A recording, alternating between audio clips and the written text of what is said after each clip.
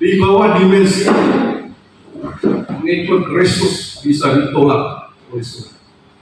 Jadi ini adalah hal yang paling fundamental dan krusial.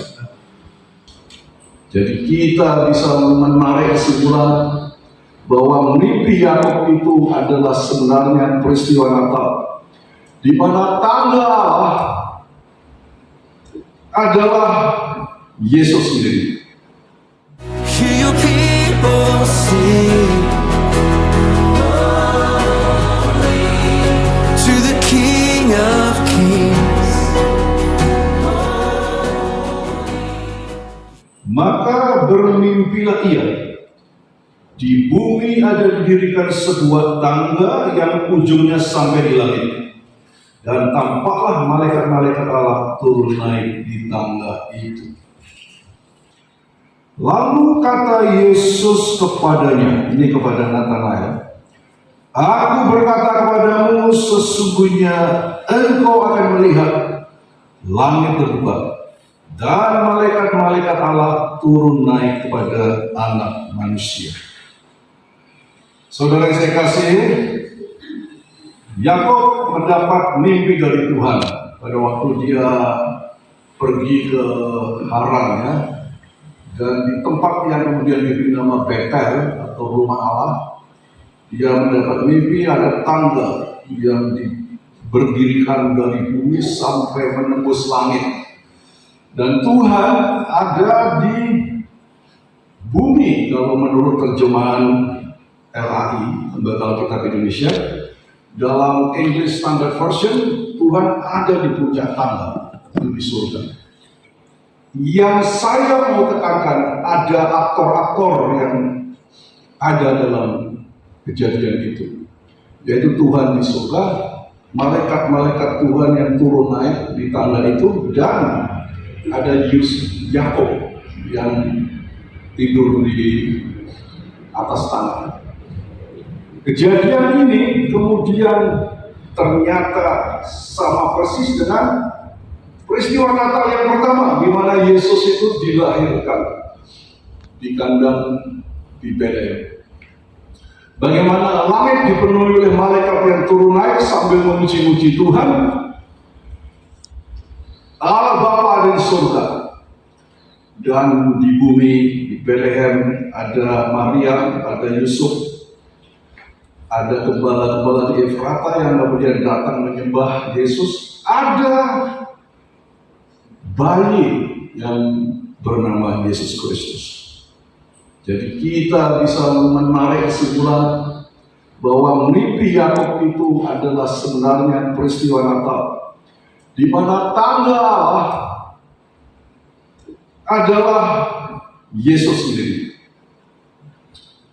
Karena itu peristiwa Natal bukan sekedar memperingati hari lahir Tuhan Yesus, tetapi adalah merupakan perwujudan dari mimpi Yakub. Adalah deklarasi atau pernyataan tegas bahwa Yesus adalah tangga Tuhan yang diberikan kepada manusia, supaya manusia bisa naik kepadanya melalui Yesus. Tuhan Yesus di dalam Yohanes pasal 14 ayat 6 berkata, "Akulah jalan dan kebenaran dan hidup. Tidak seorang pun sampai kepada Bapa kecuali melalui Aku." Kita sering salah begitu kita mengingat Yesus adalah jalan, kita membayangkan seperti jalan di kota Sydney atau Intercity, ya, Sydney Melbourne, Sydney Canberra. Padahal yang dimaksud oleh Alkitab, oleh firman Tuhan, adalah jalan menuju Allah itu seperti tangga yang dinyatakan oleh Tuhan sendiri melalui mimpi Yakub. Artinya bahwa tangga itu mengandung anak-anak tangga, dimensi. Saya menyebutnya dimensi. Jadi setiap kita melangkah satu langkah, ada kenaikan. Satu langkah lagi, ada lagi kenaikan. itu adalah menggambarkan dimensi roh, dimensi rohani. Semua pengikut Kristus itu harus ditingkatkan supaya mendekati dimensi Tuhan yang di surga. Di dalam penjara Yohanes mendengar tentang pekerjaan Kristus, lalu menyuruh murid-muridnya bertanya kepadanya, engkaukah yang akan datang itu atau haruskah kami menantikan orang lain? Yesus menjawab mereka, pergilah dan katakanlah kepada Yohanes apa yang kamu dengar dan kamu terlihat. Orang buta melihat, orang lumpuh berjalan, orang kusta menjadi kaya, orang tuli mendengar, orang mati dibangkitkan, dan kepada orang miskin diberitakan kabar baik. Dan berbahagialah mereka, berbahagialah orang yang tidak menjadi kecewa dan menolak aku. Aku berkata kepadamu, sesungguhnya di antara mereka yang dilahirkan oleh perempuan tidak pernah tampil seorang yang lebih besar daripada Yohanes Pembaptis. Namun yang terkecil dalam kerajaan surga lebih besar daripadanya. Saudara yang saya kasih, judul daripada firman Tuhan, dimensi spiritual minimum, dimensi rohani yang paling minim, yang bisa menghantarkan seseorang masuk surga. Di bawah dimensi pengikut Kristus bisa ditolak oleh surga. Jadi ini adalah hal yang paling fundamental dan krusial. Tuhan kita adalah Tuhan yang tidak terbatas. Dia punya dimensi kekuasaan tidak terbatas, dimensi kesucian tidak terbatas, dimensi hikmat tidak terbatas, dimensi ilahi tidak terbatas. Sedangkan manusia, Yakub, keturunan Adam, sejak Adam sudah jatuh dalam dosa, dimensinya terbatas, kecil. Dimensi fisik kita adalah tadi panjang lebar tinggi tambah waktu 4 saja. Dimensi roh kita sudah rendah. Begitu Adam yang dulu bersama Tuhan kita berdosa. Dimensi rohaninya itu begitu tinggi, ya. Mungkin hanya beda sedikit dari Tuhan, karena dia bisa bercakap-cakap dengan Tuhan, jalan-jalan sama Tuhan. Tapi begitu dia jatuh dalam dosa, dia tidak akan bisa bertahan di dekat Tuhan. Sebab itu memang harus diusir, bukan karena dia jatuh dalam dosanya saja. Dia akan mati kalau dia di dekat Tuhan. Harus diusir jauh. Dan dimensi rohani itulah yang hilang dari manusia. Itulah yang Kristus datang. Peristiwa Natal pertama yang akan kita peringati untuk mengembalikan dimensi ilahi di dalam diri setiap pengikut Kristus. Gambar Allah harus direnovasi, direhabilitasi, dibangun kembali dalam diri kita. Tanpa gambar Allah yang sempurna, orang susah untuk berada bersama dengan Tuhan. Artinya susah untuk masuk surga, karena dimensinya terlalu rendah, masih dimensi yang dihancurkan oleh dosa. Yohanes Pembaptis seorang yang luar biasa dari segi rohani. Saya rasa tidak seorang pun yang bisa menandingi dia. Namanya apa yang akan dia lakukan, ya, sudah dinubuatkan oleh Nabi. Maliaki pasal 3 ayat 1. Suara orang yang berseru-seru pada belantara, ratakanlah jalan bagi Tuhan, dan sebagainya.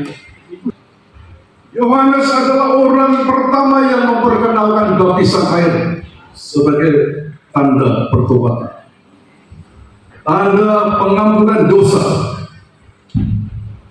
Yohanes juga memberi khotbah-khotbah yang betul-betul keras ternyata pada zamannya.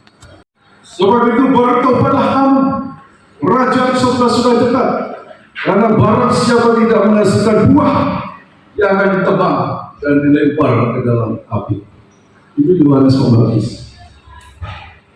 Dia juga seorang yang rendah hati. Bagaimana sebagian orang Yahudi waktu itu mengira bahwa jangan-jangan ini adalah Mesias yang dijanjikan. Tapi dia bilang, aku bukan Mesias itu. Aku adalah teman dari sang mempelai laki-laki. Waktu dia dikatakan, pelayanan Yesus berkembang jauh lebih besar dari pelayanan kamu. Dia berkata, iya, karena aku itu adalah teman sang mempelai. Dan aku berbahagia ketika mendengar mempelai itu mengeluarkan suaranya. Dia akan menjadi bertambah besar dan aku akan tambah kecil. Orang dari Pak. Tapi apa yang kita baca di dalam Matius 11 tadi. Begitu dia di penjara, dan tidak lama. Mungkin perkiraan saya 1 tahun, 1,5 tahun, karena pelayanan dia singkat. Pelayanan Yesus cuma 3 tahun. Dia sudah dibunuh mati waktu Yesus masih melayani. Tapi itu ternyata merontokkan, merosotkan imannya sampai dia ragu apakah betul Yesus itu Mesias yang dijanjikan. Dia mengutus muridnya. Sangat kontradiksi. Bagaimana dia juga memperkenalkan Yesus sebagai anak domba Allah. Lihatlah dia, anak domba Allah yang akan menanggung dosa isi dunia. Pada waktu Yesus datang dari seberang sungai Yordan dan minta dibaptis, imannya jatuh. Itu yang saya bilang. Ada satu dimensi rohani yang minimal supaya orang itu masih bisa diterima di surga. Di bawah itu sudah lewat, saudara.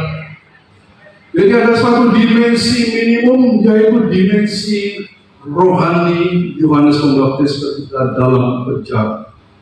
Mengapa demikian? Ayat 11 dengan jelas mengatakan, Yesus mengakui tidak ada seorang pun yang pernah dilahirkan perempuan yang lebih besar dari Yohanes Pembaptis, dimensi rohaninya. Tapi Yohanes itu masih lebih kecil dari yang terkecil yang ada di surga. Kita paham, yang di surga itu semua lebih besar dari Yohanes Pembaptis. Yohanes Pembaptis hampir tidak masuk dalam kondisi seperti itu. Nah, saudara, kita harus melewati dimensi minimum itu supaya kita bisa bersama Tuhan.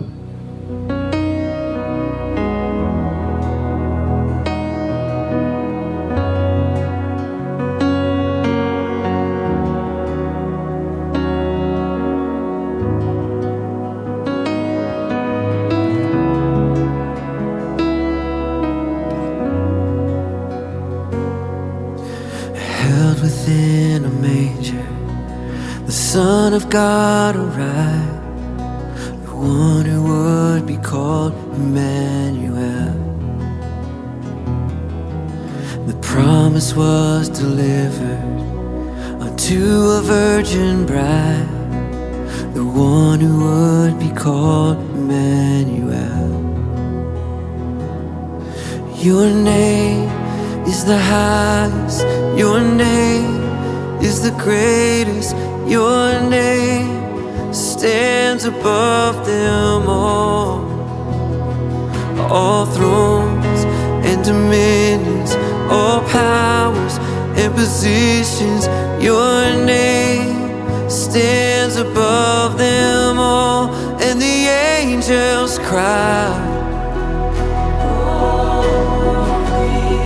all creation cries, you were lifted high.